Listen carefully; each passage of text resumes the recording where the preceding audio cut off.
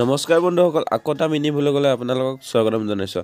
আজি আমাৰ ঘৰত আচাৰ বনাব, সেয়ে আপোনালোকক দেখাওঁ বুলি ভাবিছোঁ। আপোনালোকে ভিডিঅ'টো শেষলৈ চাই থাকক। বন্ধুসকল, আজি আমাৰ আচাৰ বনাবলৈ ব্যৱহাৰ কৰিব জালুক আৰু গুৱা জলকীয়া। তাৰপিছতে বন্ধুসকল ধুনীয়াকৈ এতিয়া মিঠৈটো গৰম কৰিবলৈ ষ্টাৰ্ট কৰি দিলে। আৰু বন্ধুসকল এইফালে বগৰী আৰু লগতে খুন্দি থৈ দিয়া জালুক আৰু গুৱা জলকীয়া ৰেডি হৈ আছে। ফাইনেলি বন্ধুসকল এতিয়া ধুনীয়াকৈ মিঠৈখিনি গৰম হৈ গ'ল আৰু মিঠৈখিনি গৰম হোৱাৰ পিছতে ঢালি দিছে এয়া গুৱা জলকীয়া আৰু যি জালুক খুন্দা আছিল সেইখিনি ধুনীয়াকৈ এতিয়া ঢালি দিছে।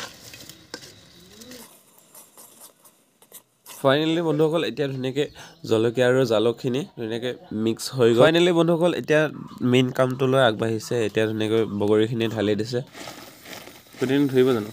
ফাইনেলি এইফালে বগৰী ৰেডি আৰু এতিয়া মই টেষ্ট কৰি চাম। এতিয়া বগৰী যিহেতু জালুক আৰু জলকীয়া দিছিল ন, জ্বলা হৈছে নে সেইটো টেষ্ট কৰি চাম এতিয়া।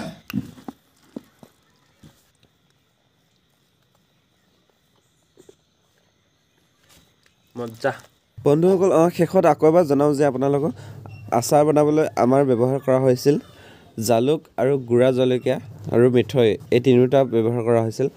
আৰু ইয়াৰ বাহিৰেও কি কি ব্যৱহাৰ কৰা হয় আচাৰ বনাবলৈ, তো আপোনালোকে প্লিজ কমেণ্ট এটা কৰি ধুনীয়াকৈ জনাব। তো আজিলৈ ইমানেই আছিল, বাই।